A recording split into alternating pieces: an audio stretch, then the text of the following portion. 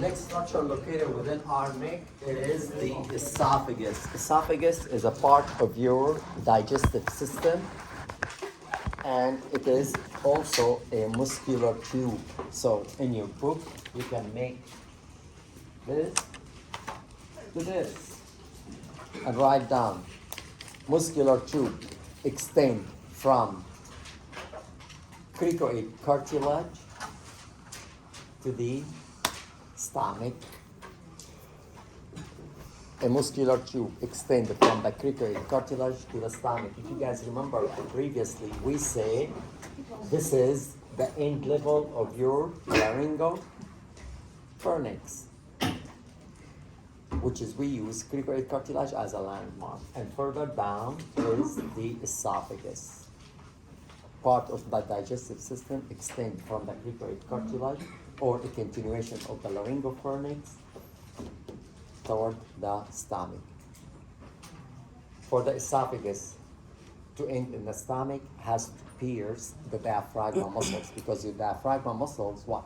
Separate thoracic cavity from the abdominal cavity. So my stomach, it's an abdominal cavity. The esophagus has to descend and make a hole in my diaphragma muscles. So this is the diaphragma muscles, and that's the hole in my diaphragma muscles that we call it hiatus, esophageal hiatus. We'll talk about it in the next part of this semester when we get to the diaphragma muscles. Your esophagus is controlled by two sphincter muscles. When I said sphincter muscles, I'm talking about circular, like this. Circular muscles, like sphincter of your anus. Contract, you'll close it. Relax it, will open. So it's the same concept. Food coming in this direction, it has to be controlled.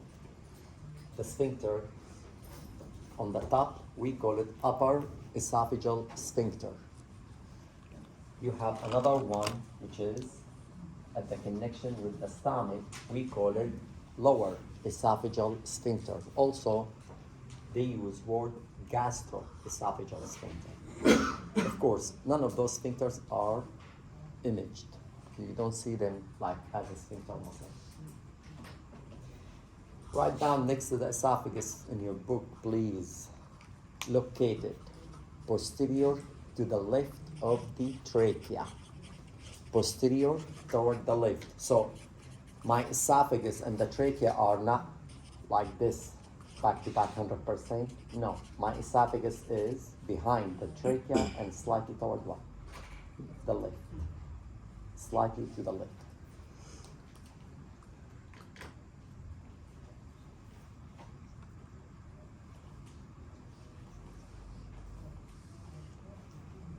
That's all what you need to know about esophagus, guys.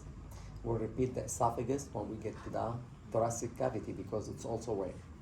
In your thoracic cavity. So it is located in your neck and also thoracic cavity. So we'll repeat it one more time.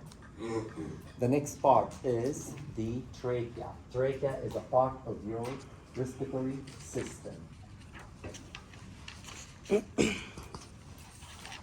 Also, the trachea extends from the cricoid cartilage.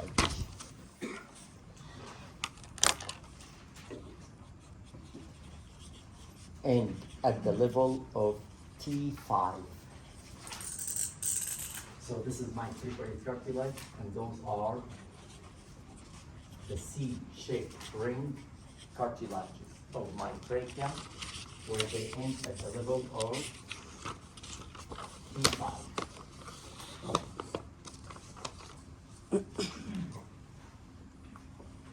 At the level of T5, the trachea will bifurcate into right or left prime bronchus that goes into your lung to carry the air.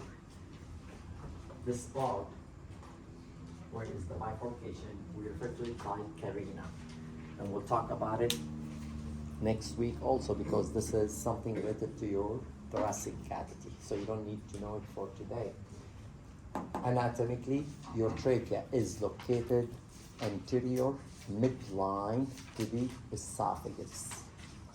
As we said earlier, the esophagus is posterior toward the lip. The trachea is anterior midline. The trachea is a continuation of your larynx and also has same concept anatomically like the larynx, which is cartilaginous C shape. This is the anterior part of that cartilaginous. The posterior one is what? It is open. And it is enclosed by what? By a membrane. Any question? No? Okay. That's all what you need to know about the trachea. Those two structures, the trachea and the esophagus, are hollow organs. So when you see them imaging-wise, they're going to see them as what? As an empty cavity. Anterior midline is the trachea. Posterior to the trachea and slightly to the left is my esophagus. If you wish, you can use the vertebra, cervical spine. The body can be your landmark, which is easy to identify. If I move toward anterior, I will see esophagus, and if I move more toward anterior, I will see my trachea. So they are back to back, imaging-wise, in axial cup, which is easy to identify. Yes, sir. Why is the esophagus not shown like The hollow, Is it because it's muscles and it is closed. Okay.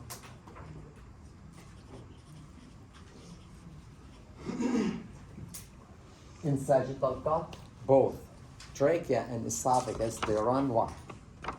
In long axis of the body. Meaning, when I cut sagittal, I will see them open. When I cut transverse, I will see them what? Circle. So this is what we saw over here in axial cut. Both of them are what? Circle. In sagittal cut, which is the same image that you used for the pharynx, the larynx, now we're going to use it for the trachea and esophagus.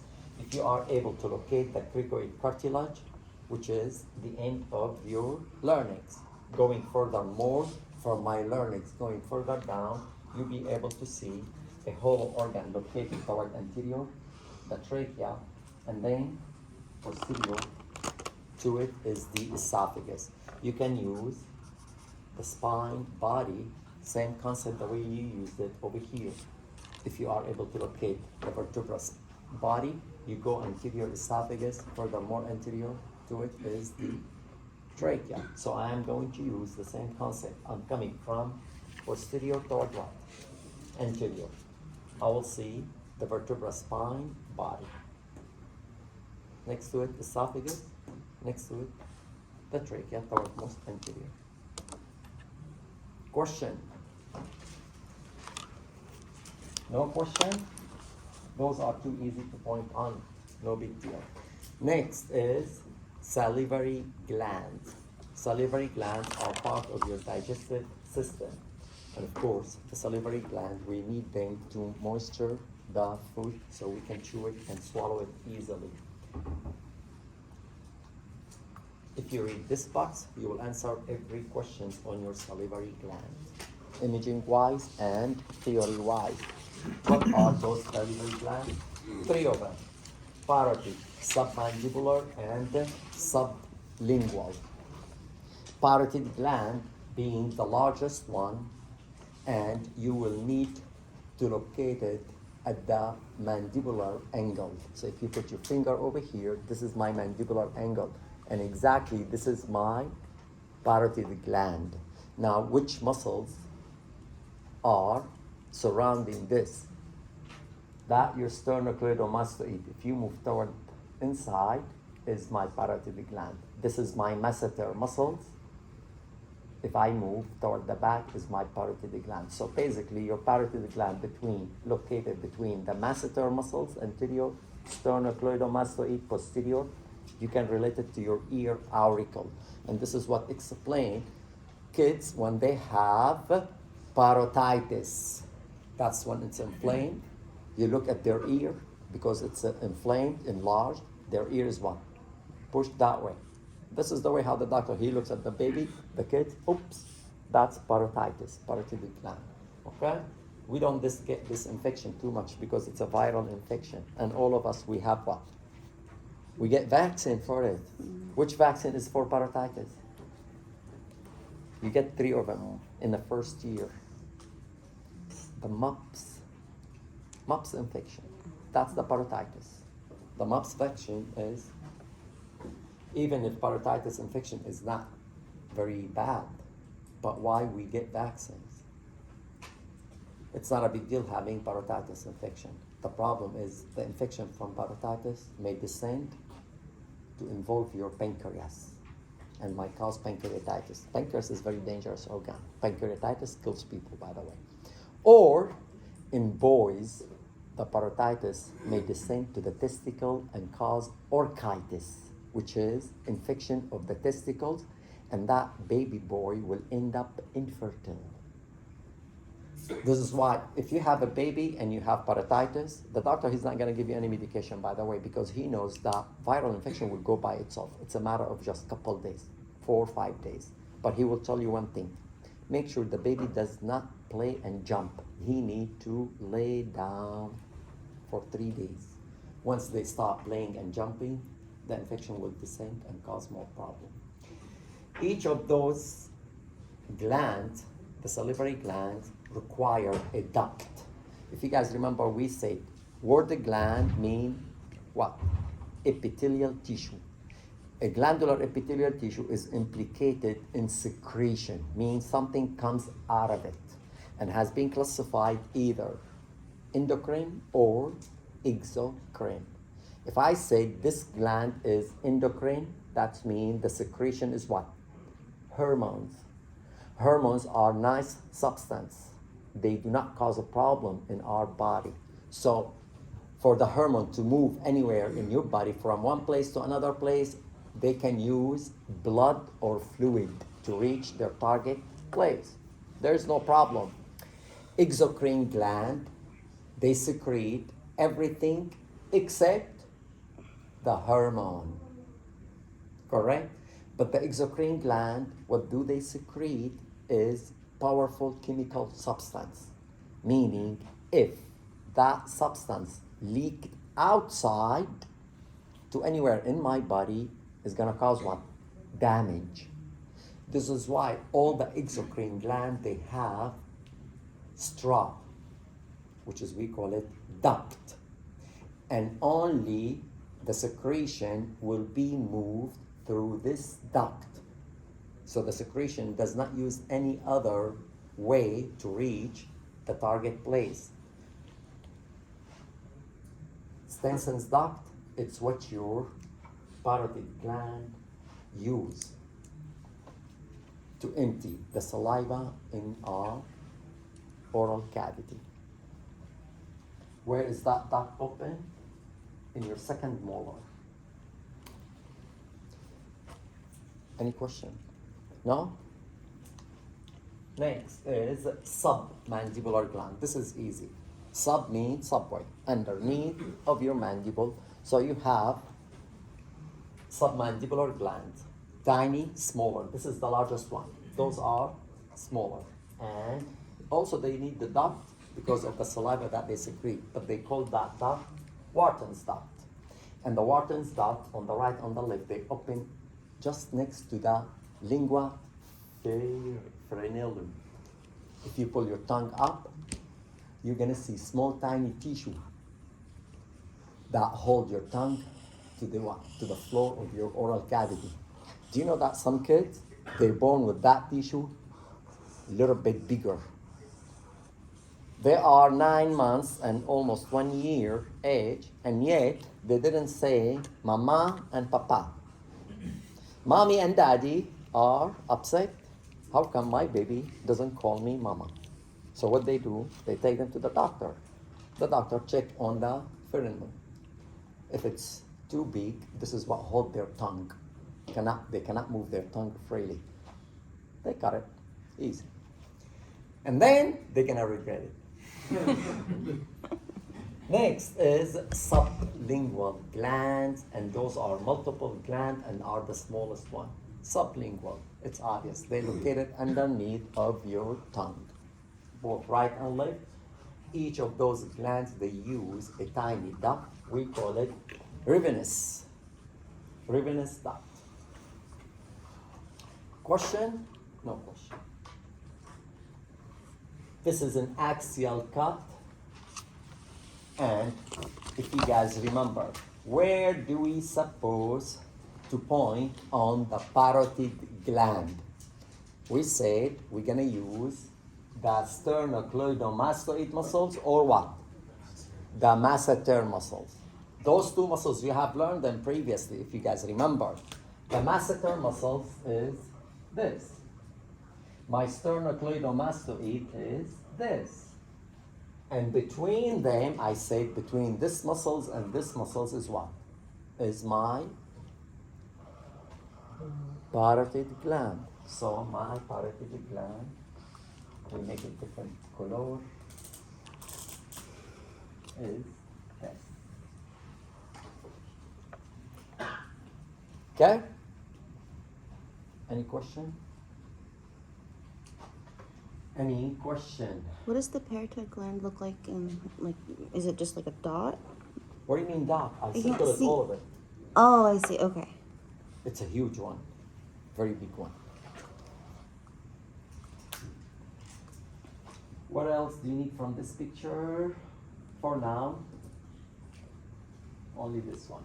And you can point also, let me put small tiny reflection. We say this is the second molar, and this is where the duct will empty.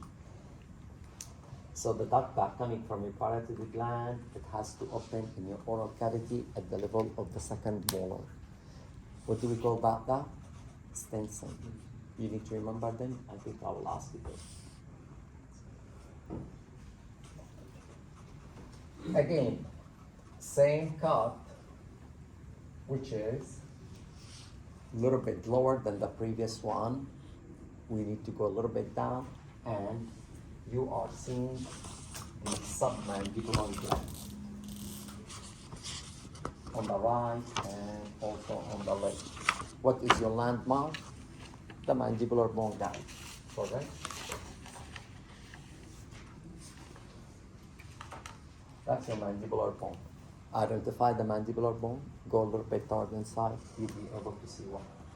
Both submandibular gland on the right and on the left.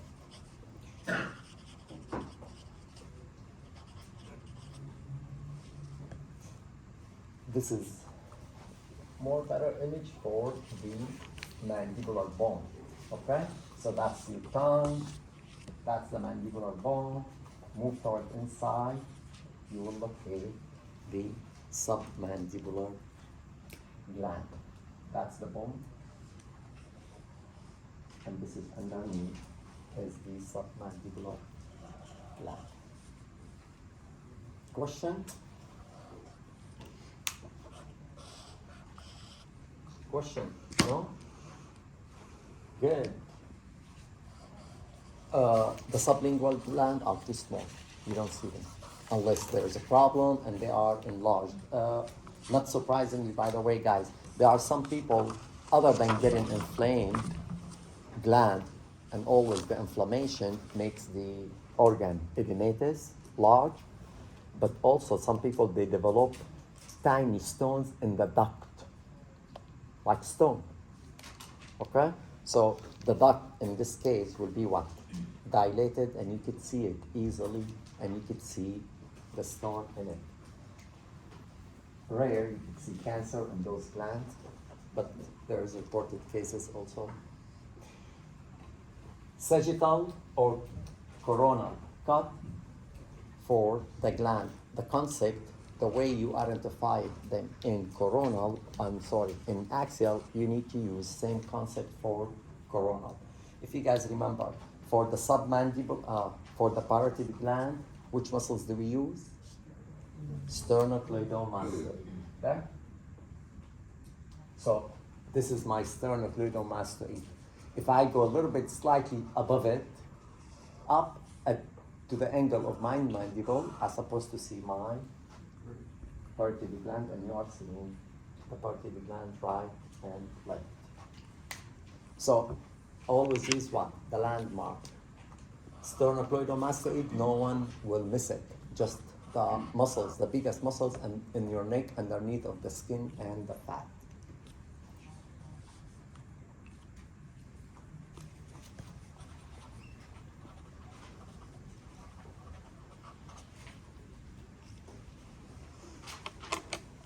Again, in coronal cut, if you go a little bit more deeper with the cut, you could see small tiny reflection from the mandibular bone. You could use also the mandibular muscles, and you just need to go further down to point on submandibular. So when I said submandibular, that means it's underneath of the mandible. So in coronal cut, underneath mean from superior toward what? Inferior. So I see on the superior, the masseter and the mandibular bone. The submandibular mean underneath has to be what? Below it toward inferior. In axial cut, when I said sub mean, you have to go what? Toward the midline, the inside. So you have to go this way when you need to point on submandibular. In coronal, you need to go what? Down for sub, underneath submandibular. Question? No? Okay. Next organ in your neck region, or if you wish to call it cervical region, is your thyroid gland. I just mentioned earlier, anytime I said word gland means epithelial glandular tissue implicated in secretion, means something comes out of it.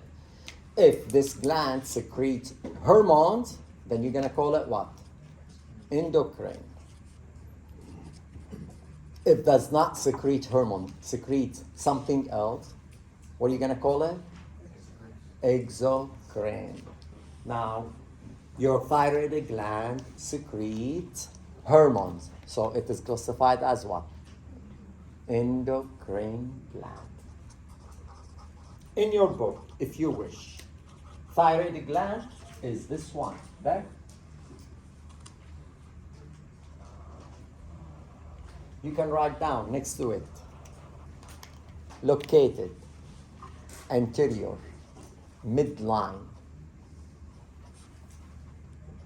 anterior midline, just below the thyroid cartilage. And this is what they call it, thyroid gland, by the way.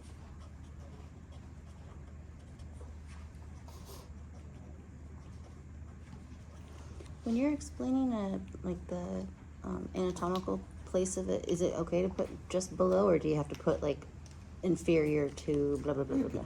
Either one. Say below, inferior is more proper if you use anatomical word. Okay. Now, your thyroid gland has right lobe and left lobe. You can also put R and L, and you can write down lobe if you wish. Right lobe and left lobe. And it's obviously the right is located toward the right, the left is located toward the left, correct? They both are connected by a tissue, which is I put it in the green and you don't see it. Let's make it red. And we refer to it by isthmus. Isthmus. Do you want me to write it down? Yes, please. Huh? Yes, please. It's I-S T-H M-U-S. Is actually no, the M before the T-H almost.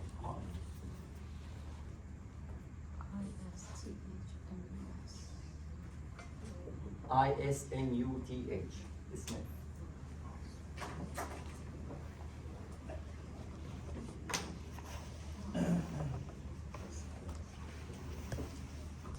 Now, if I ask you which structure it is located exactly posterior to the isthmus, look at the picture and give me the answer. Mr. Nassim. Nassim, whatever.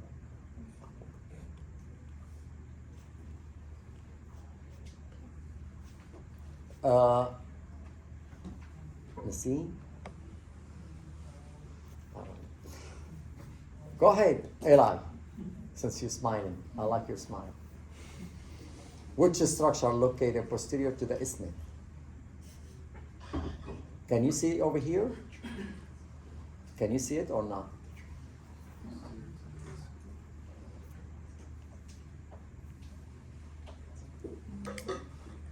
Help him, Edith. In between the No. Posterior to the isthmus, mean behind it. What do you see? Which structure? thyroid gland? Well, the isthmus is the thyroid gland. Trachea? No? The trachea. So, the isthmus is located anterior to the trachea, or you could say trachea is located what? Posterior to the isthmus. Now, posterior and lateral to each lobe, which structure you are seeing? Go ahead, sir. Posterior, little bit toward behind each lobe and toward the side. What do you see? They didn't name them? This blood vessels is what? Your common carotid artery. And what do you have next to your common carotid artery in your name? Internal jugular vein. And between them, do you know which nerve from the cranium between those two? The vagus nerve, correct. And all three of them, we refer to them by major neurovascular bundle. You don't need to know it unless you want to. So if you look at this, that's an axial cut, which is represent the map. Okay? You are seeing the right lobe, the left lobe, isthmus connect vein. Posterior, you are seeing senorita trachea, posterior to the trachea, Mr. Esophagus, posterior to all of the above is what? The spine, vertebra, body, bone. Around on each right and left of the spine, you are seeing two tiny muscles, and those are longus colli muscles, the one you learn them on the spine. You can remember them if you wish.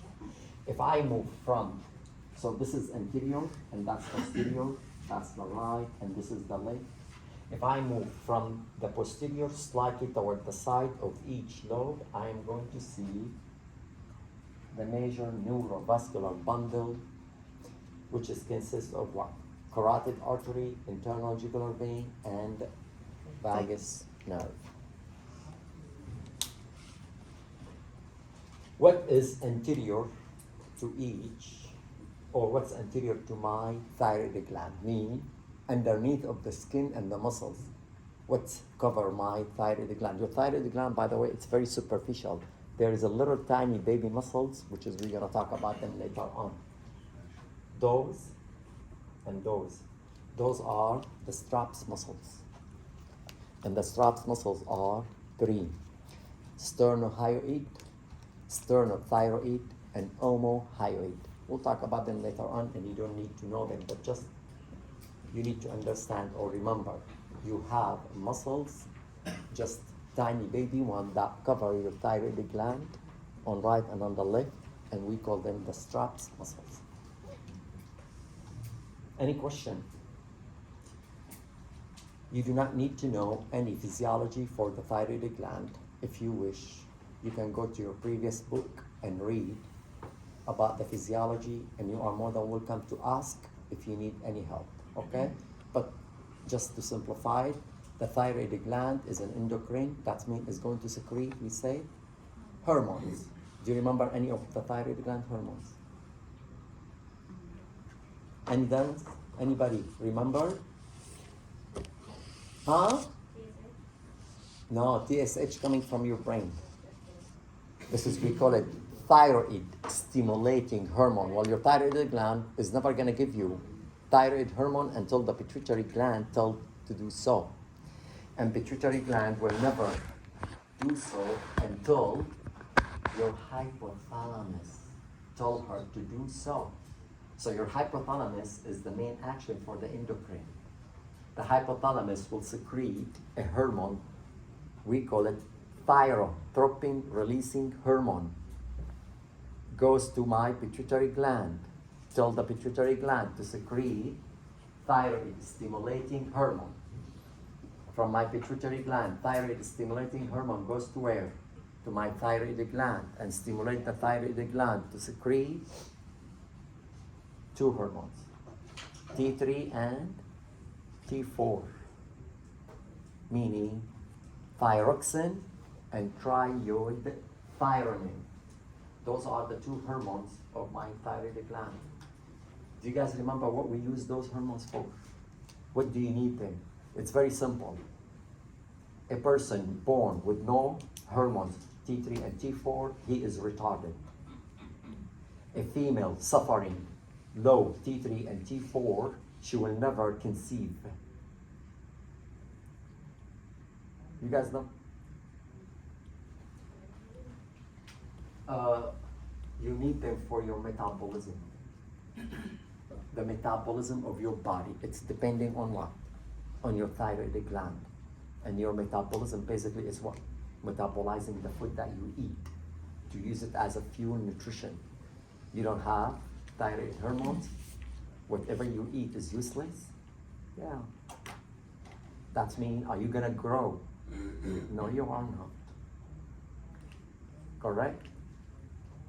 There's a lot of people, they go to the doctor, I swear, I am not eating at all, and I'll keep on gaining weight. The first thing the doctor, he told that lady, go do T3, T4. Right away. Because 90% of the time the problem in her, either thyroid gland or the pituitary gland, one of those. Other people, they eat 24/7. And they never gain weight. Why? Oh, because they have too much T3 and T4. They have what? Fast metabolism. Exactly, fast metabolism. Do you know, guys, that two couples with either too much T3, T4 hormones from the thyroid or too low, they cannot tolerate each other? You know that? Oh my God, that's the worst scenario you will see between two couples. If you have high hyperfunction thyroid, you are too much moody to the point you cannot accept anyone to tell you good morning. If someone tell you good morning, get the hell out of my face. That's what they tell you. Get the hell out of my face. A husband and wife, they never got along, not because of this. Even if you have too much T3 and T4, you are hell of hot. When everybody skiing outside, you are what? Wearing short. You're too hot. You never turn the AC on. I'm sorry. Yeah, in the winter, you never turn the heater on. And opposite, when you have them too low, everybody enjoying the beach, except you having your what? Your hat and your coat. Go ahead and read, guys, about the thyroid hormones. But you can simplify with the one single word: controlling basal rate metabolism. So either my metabolism is normal or too high or too low based on the T3 and T4. Oh, mine's fault. There is another third hormone secreted from your thyroid gland, which is, we call it calcitonin.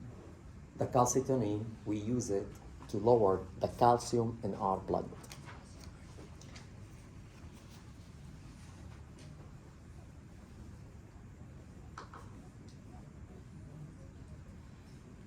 This is a coronal image of a thyroid gland. My thyroid gland is like this in my neck. If I cut this way, that's mean I'm gonna see only one. The right and the left lobe, but you're gonna miss one. Mr. Ismet. To point on the thyroid gland, you can use the thyroid cartilage, or you can use trachea and larynx. So, trachea and larynx are a continuation of each other, and those are hollow organ. Move toward the side, that would be right lobe, and that would be the left lobe. We said toward the side, slightly toward the posterior of each lobe of your thyroid gland, you have the blood vessels, which is, you are seeing the blood vessels also. Later on, when we're going to talk about the carotid artery and internal jugular vein, you're going to see both of them are protected by what? By these muscles. This is what protect your blood vessels in your neck. So, to simplify everything, find your sternocleidomastoid muscles, which is, no one is going to miss it, unless I'm wrong. Move toward inside. You are going to see the carotid artery and possible internal jugular vein. It depends on the cut. Move more toward the inside, you're gonna see the lobes of the thyroid gland. Move more toward inside, you're gonna see larynx and portion of the trachea. And on the top, you are going to see the cartilages, the one we talked about them earlier for the larynx structure. You have the thyroid cartilage and the artenoid cartilage next to each other in this picture. Mr. Noel, are you okay? Are you sure?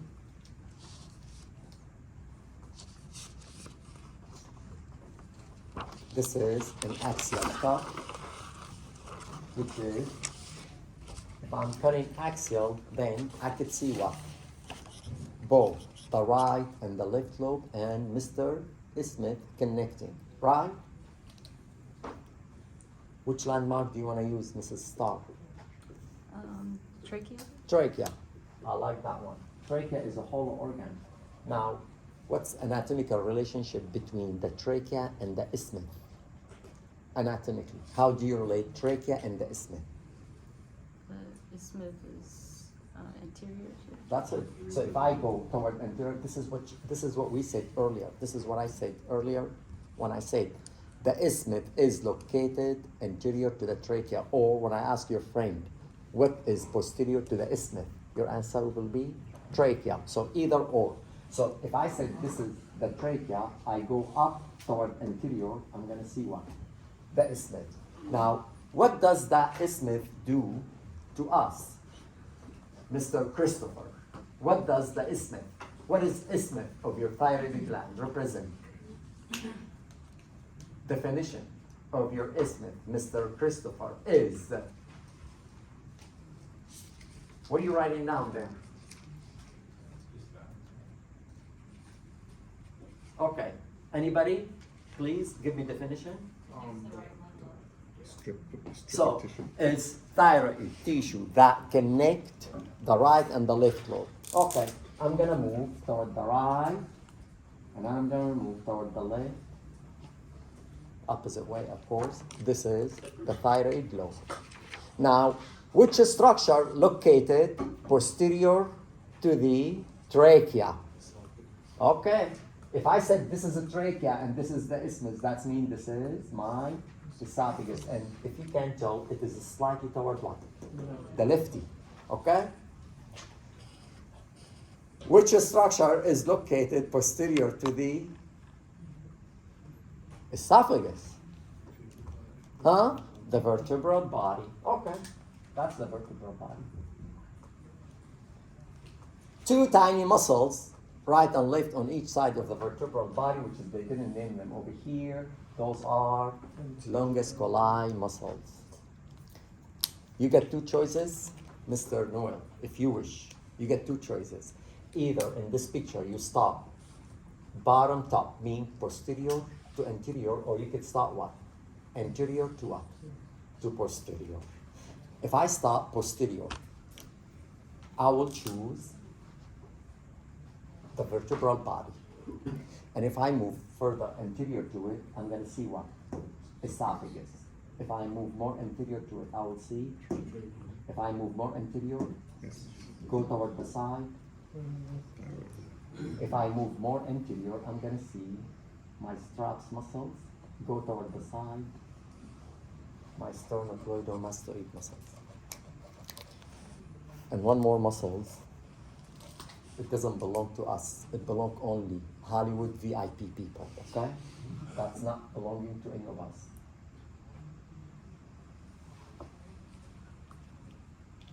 What is the first sign when people they get old? Which muscles will atrophy? Do you guys know what's word atrophy?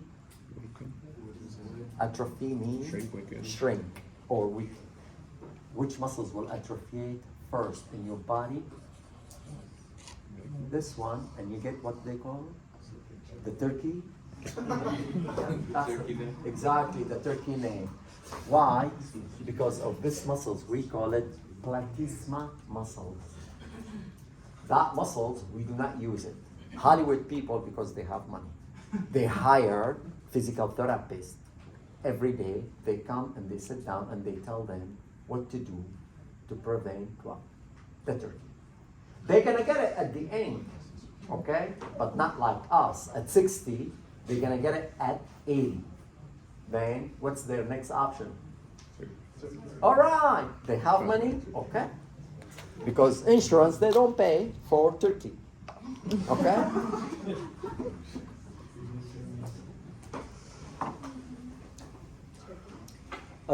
It is the thinnest muscles in our body, and we do not use it. And this is one of the reasons you don't even see any reflection out of it in this picture. But I have later on some pictures, which is we can see some of the reflection.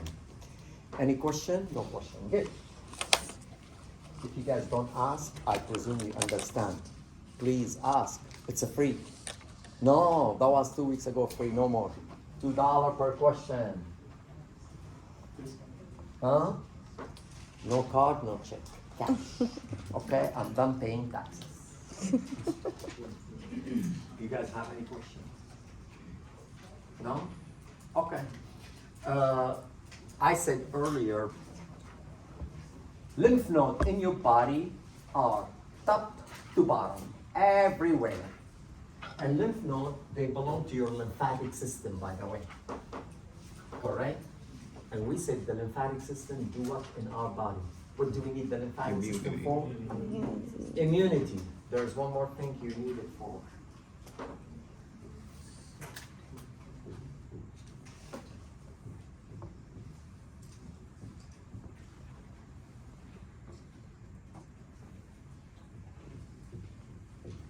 Your lymph system consists of 3 major structures. Number 1, what I put over here,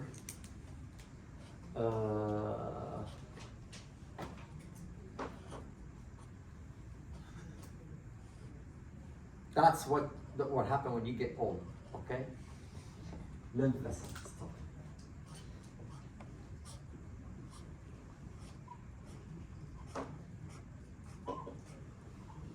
Lymph vessels.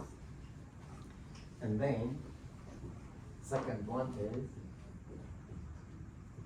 lymph nodes.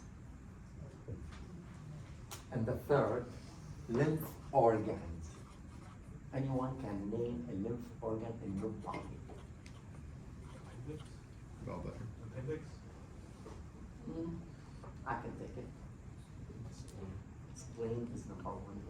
Correct. Appendix also, it's identified lately as a lymph organ. So those are tiny blood vessels, lymph, tiny one, those, and then those are what? Large lymph vessels, large one, okay? And then we have larger than that, which is, we're gonna talk about it either next week or the following week. We call them lymph duct, which is the biggest. This is not the problem.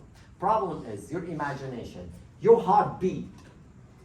When my heartbeat will push what? The blood to where? to every single part in your body. The blood has to give me what? The oxygen and the nutrition, and has to pick up what? The waste and the CO2. So we are talking about your tiny capillary blood vessels over here, and next to it is what? The little tiny veins. When my heart beat, we push the blood to those tiny capillary. From my tiny capillary, the blood, nutrition and oxygen has to diffuse out with the nutrition, and my vein has to pick up what? The CO2 of the metabolism of my cells and the waste. Your blood, 70% of the blood made out of what? Water, fluid. During this diffusion exchange, I have only one tiny drop of the fluid that goes where? In my cells and tissue. Imagine yourself, your heartbeat, how many times per minute? Huh? How many times your heartbeat per minute? 66. Huh? 80. We're gonna put the girlfriend away, because if she's next to you, 200. No, 200 no, 120. Depends how much you love her. If you love her a lot, you may accept it to 200. That's fine. Okay, we're gonna keep the lady on the side. So only 70 beats per minute. If it says on every beat, I lose 1 drop of water. 1 means every one of us wake up in the morning out like a balloon. You're not dehydrated. You are swollen like what? A balloon filled with the water. But this is not the case. Why?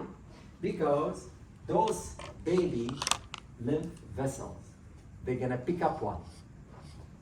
That fluid. Where they gonna take it? To the bigger lymph vessels. To where? To your lymph node. What does the lymph node do? Filter. Your lymph node works as what? Filter. Until we reach what? The largest lymph vessels, which is, we call it duct, lymph duct. Where does that lymph duct is going to end? Where will it end? 2 ducts, right and left. We're gonna learn about it next week. They're gonna move that fluid into where? Into subclavian veins. And then your subclavian veins take the blood to where? To the superior vena cava, and my superior vena cava to my right atrium. Meaning that fluid that escaped our circulation will be returned to where? To my blood circulation, because we cannot afford to lose the fluid out of the circulation. But that fluid, before it go back to my heart and my heartbeat send it to my brain, I need to what? Filter it. So it has to be what? Completely what? Clean. You have tiny lymph vessels in your bowel that they move not only the fluid, they move the fat that you eat.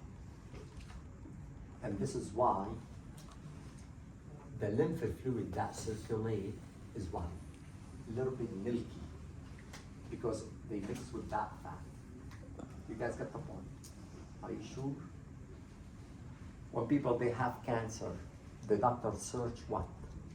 What is the first thing that the doctor, they search in any person that have cancer? Louder, please. The lymph node. Why? The cancer has the ability to spread from one place to one place in our body, either by using hematogenous road, meaning the blood, or the lymph road. Now, I said the lymph node job is what? Filter, trap. If there is a cancer cells moving through the lymph vein, will be trapped where? Okay. That's the doctor knows whether this patient has advanced cancer or not yet. Did you guys understand? Okay, let's go back to the class. Lymph node from top to the bottom in your body. In certain area of your body are cluster, bunch of them, not only one. In your hand, you might probably have one or two. 1/3 of the lymph node are in my neck, correct, Mrs. What was your name? Idania. Idania. Mrs. Idania, correct? 1/3 of your lymph node are where? In our neck. And this is what explains neck cancer is very what? Dangerous. Like people when they have thyroid cancer, because too much lymph node, we need to check on them. Okay? All right. Now, of course, the issue for the lymph node in your neck is very complicated. Even in your book, it's very complicated. I don't want to make it too complicated. Why? Number one, you will never see lymph node in the normal people. The lymph node are what? Too tiny to be seen. But when they are enlarged, you're gonna see them? The answer, C or yes. Do you guys know what we call enlarged lymph node? In terminology, enlarged lymph node. Lymph adenopathy. Lymph adenopathy. Lymph adenopathy. And of course, there are tons of causes of lymph adenopathy, including cancer, TB. If it's inflamed, we call it adenitis. Also will cause Crohn's disease, lymphoma cancer, etc., etc. Bottom line, they classified, no, we're done. They classified the position of the lymph node based on the structures of your neck, okay? Mostly where you need to look for the lymph node when they are enlarged, around the blood vessels, meaning the carotid artery, around it, internal jugular vein. Are they anterior to my sternocleidomastoid? Are they posterior margin to my sternocleidomastoid? Are they above my clavicle? Are they below my mandibular? And so on. You do not need to learn about any of the above, guys, okay? Just if you wish to read for your own information. Lymph node, away how they classified is for the physician, not for us, because the physician used those classification position to determine the stage of the cancer on that patient. So, region 1, 2, 3, 4, 5, 6. Those are Roman letters. Submental and submandibular nodes are classified 1A, 1B, above the hyoid bone. So here and above the hyoid bone, those are region 1 and 2, and they belong to the muscles that we call the suprahyoid muscles, and we'll talk about them later. Next, upper internal jugular node. So the internal jugular veins start from here and all the way down. If the lymph node involved in the upper part of my internal jugular vein, then we're going to call it upper one. And those are classified in two categories, 2A, 2B. It depends on where do you see them. Category number 3, mid-jugular one. So upper, mid, and then further we're going to go what? Lower. Upper, mid, and lower. Let's make it simpler. Next, posterior triangle. Later on, we're going to talk about the posterior and anterior triangle. This is my sternocleidomastoid. To that part is the posterior triangle of my neck. To that part is the anterior triangle of my neck. So any lymph node enlarged in this area, it belongs to my posterior triangle. Anyone enlarged in here will belong to my anterior triangle.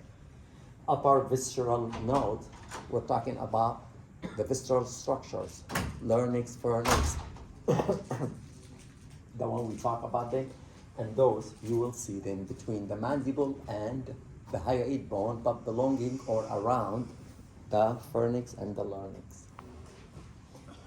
This is an image where you can tell this is senior sternocleidomastoid. I am going toward the posterior. That means this is the posterior angle, and those are tiny, rounded, oval masses, has been identified as a lymph node. Some lymph nodes in your neck are close to the superficial, the one around the carotid and the sternocleidomastoid vein, those are close. If any of them enlarge, you will immediately what? You can feel it. Yeah. This is a good sign, by the way. A large lymph node that I can detect immediately. That's very good. The problem with the lymphoma people, the one they have a cancer, like a lymphoma, the problem if the involved lymph node where?